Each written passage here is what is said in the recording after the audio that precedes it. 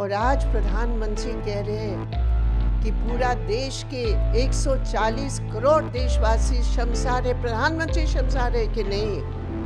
We should hang our heads in shame that we still allow this kind of atrocity, a heinous crime in our country. ऐसे महिला MP और ऐसे महिला मन को दुखाने वाली इंसिडेंट जो बोलते हैं, उस वीडियो में साफ दिख रहा है कि किस तरीके से दो लड़कियों को एक झुंड आदमियों का घेर लेता है और उन दोनों मणिपुरी लड़कियों के साथ सबसे बड़ी अभद्रता की जाती है। मणिपुर में क्या हो रहा है और क्या कर रही है मोदी सरकार? औरतों के कपड़े उतारकर, उनके शरीर पर हर जगह हाथ लगाकर उनको खेतों में घसीटा जा रहा है। 15 साल की लड़की के साथ ये हो रहा है। अत्याचार उन दो महिलाओं के ऊपर 4 मई को हुआ। आज तक मणिपुर सरकार ने उन दोषियों को नहीं पकड़ा, आज तक। और आज प्रधानमंत्री कह रहे हैं कि पूरा देश के 140 करोड़ देशवासी शर्मसार है, प्रधानमंत्री शर्मसार है कि नहीं? दायित्व किसकी है? आप 140 करोड़ भारतीय की बात कर रहे हैं? आपकी डबल इंजन सरकार है। आपने आज तक अपने मुख्यमंत्री, जो अपराधपूर्ण लापरवाही सरकार है, जिनकी पूरी जवाबदेही है इसके लिए, उसको आज तक आप बचाते रहे और आप दूसरे लोगों को आप कोस रहे हैं। शर्मसार होना चाहिए सेंट्रल गवर्नमेंट को, डबल इंजन सरकार को, प्रधानमंत्री को। 77 दिन मुंह नहीं खोले, जबान पर बात नहीं आई मणिपुर की। अब सदन के सामने इनको जाना पड़ रहा है, सदन के सामने उनको जाना पड़ रहा है और इसीलिए अभी दिल में क्रोध है।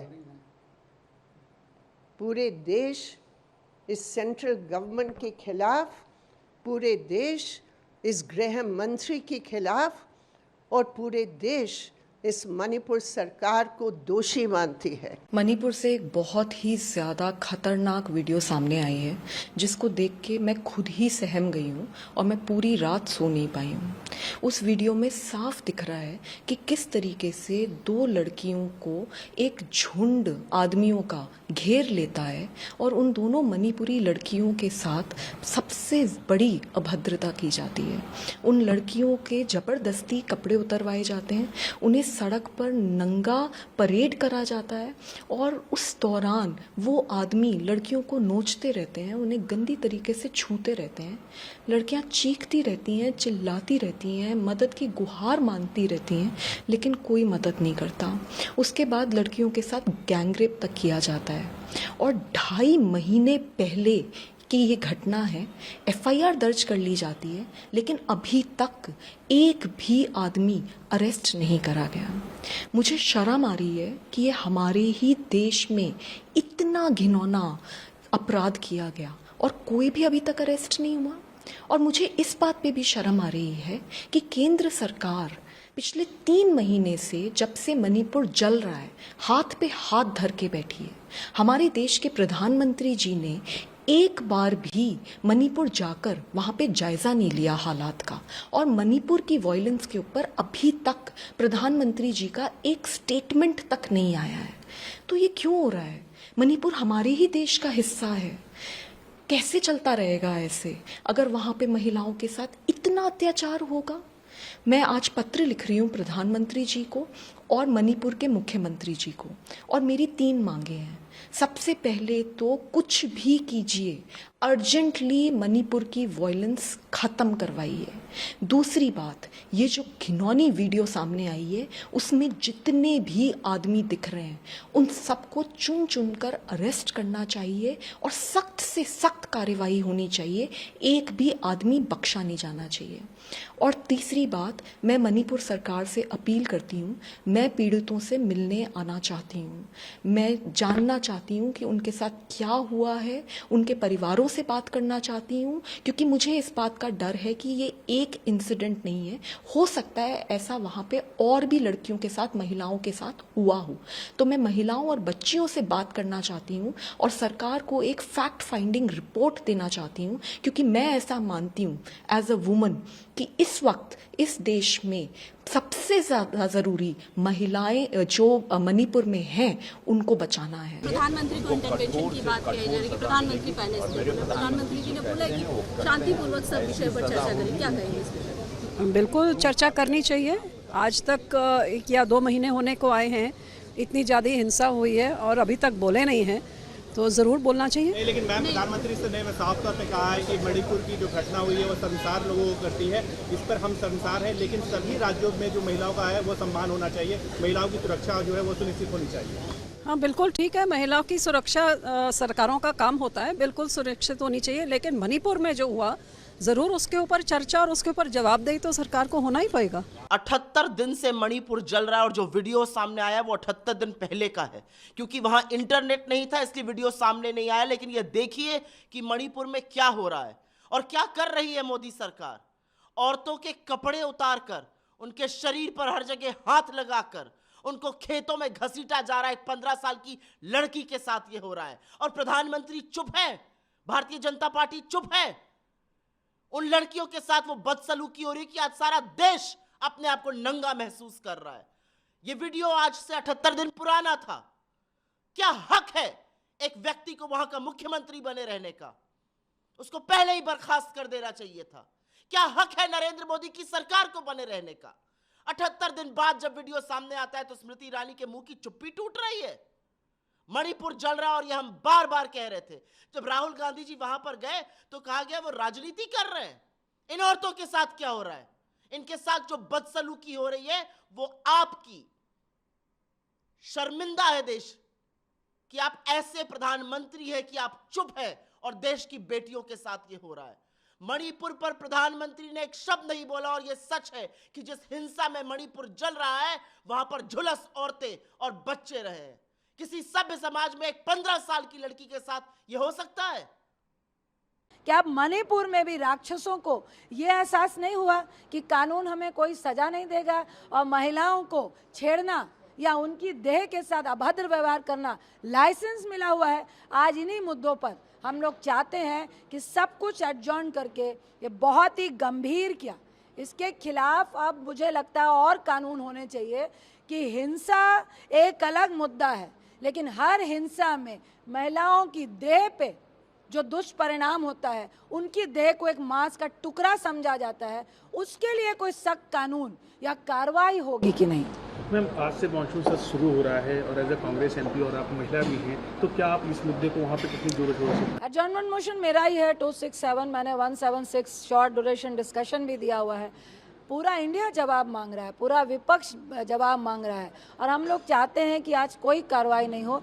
उससे पहले ये जो मणिपुर से वीडियो आया है, जो मणिपुर का वायलेंस है, उस पे कार्रवाई हो और ये सत्ता पक्ष पे है कि वो सदन को चलने दें। NCW has taken a suo moto on this. Rekha Sharma ji has tweeted as a chairperson, and I think as an NCW member, but as a woman, it's absolutely shocking. And I say that we all, as a community of human community, we should hang our heads in shame that we still allow this kind of atrocity, a heinous crime in our country. And the worst part is we are mute spectators. It's about these 2 women who are paraded naked in Manipur, and apart from that, there are like 30-40 people who are, looking at it, probably enjoying this parade, and there are people who are taking videos of it, and I don't understand what do they gain by this. And my question to them would be just one: would you still continue taking the video and enjoying this kind of a scenario? Had it to be a woman from your family, you wouldn't, because then your blood would boil. And here I, as a woman, as a mother, as a daughter, I'm absolutely outraged as to what I see happening. And I think this is the time that we all need to put our political differences aside rather than start the blame game and say that we, as the people of this nation, we have to make sure that this country is safe for women and this kind of incidents do not happen. You can't just brush it under the carpet and blame it on the police or blame it on the government, state government or the central government as the opposition is doing it. I think we need to blame ourselves that we have time and again allowed such things to happen, and we have been just fighting our personal battles but not collectively come together to fight this battle against the women in our country. And you also said in your tweet that death penalty should be issued. Yes, definitely. I mean, this kind of a crime cannot be, put aside or say that, okay, there's a human rights and we cannot allow death punishment until unless we do not give them, met out these kind of punishments to them.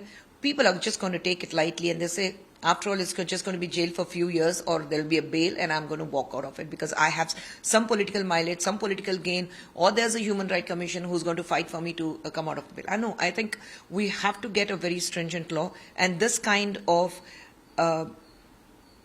the atrocities or the crimes we see against women, this needs to stop. As a महिला MP और as a महिला मन को दुखाने वाली incident जो बोलते हैं, सिर्फ वो महिलाओं का अपमान नहीं, जिस देश में हम रहते हैं, जहां भारत माता करके हम बोलते हैं, जिस देश को माता के नाम से हम पूछते हैं, और उस देश में अगर ऐसे महिलाओं के साथ में घटना होंगी, दुर्व्यवहार होगा, तो मुझे लगता है ये सरकार ने, फिर कोई भी सरकार हो, कोई ऑपोजिशन इसको राजनीति से जोड़ती है या राजनीति से बाहर करती है। महिलाएं राजनीति का हिस्सा नहीं है। पहली तो सभी पार्टियों ने ये समझना बहुत ज़रूरी है। हम महिलाएं जब अपना आदर रिस्पेक्ट रखकर अपने क्षेत्रों में जाके काम करती हैं, और जब ऐसी महिलाओं के साथ कुछ होता है तो सबसे पहला टीका हम जैसी महिलाओं पे भी होती है कि हम पार्लियामेंट में बैठ के क्या कर रहे हैं। तो मैं सिर्फ इतनी विनती करूंगी, कोई भी सरकार हो, कोई भी सरकार अपने पावर में हो, पावर लोगों को सुरक्षा देने के लिए होती है, और मैं इतनी विनती करूंगी और मेरा पूरा विश्वास है केंद्र सरकार, राज्य सरकार ने ऐसे दुर्व्यवहार करने वाले लोगों के साथ इतनी कड़ी शिक्षा उनको मिलनी चाहिए, जिससे ये देश में एक एजेंडा सेट होगा कि इस देश में जहां पर भारत माता करके हमारी शुरुआत होती है दिन की और रात भी उससे होती है, और स्वाभिमान से हम जिस देश में रहते हैं, हमारी संस्कृति, हमारे संस्कार उस देश में इस तरीके से रोड पे लाकर उन्होंने उसका दुर्व्यवहार ऐसा महिलाओं के साथ नहीं होना चाहिए। तो मैं उनसे ज़रूर डिमांड करूंगी कि उन व्यक्तियों को कड़क से कड़क शिक्षा होनी चाहिए। कोई भी कॉलिंग अटेंशन भी जर लगाई है, एज ए महिला हम सबको एक होना चाहिए महिलाओं की सुरक्षा के लिए, ना कि राजनीति के लिए। जब मैं महिला करके बोलती हूँ तो मेरा काम है महिलाओं को सेफ रखना, उनकी इज्जत रखना, उनकी रिस्पेक्ट रखना, ना कि उनकी इज्जत को भरे पूरी सभा में उछालना। राजनीति आपके पक्ष की होगी, पर मेरे लिए मेरी महिलाओं की इज्जत, वही मेरा धर्म मुझे सिखाता है उनकी करना।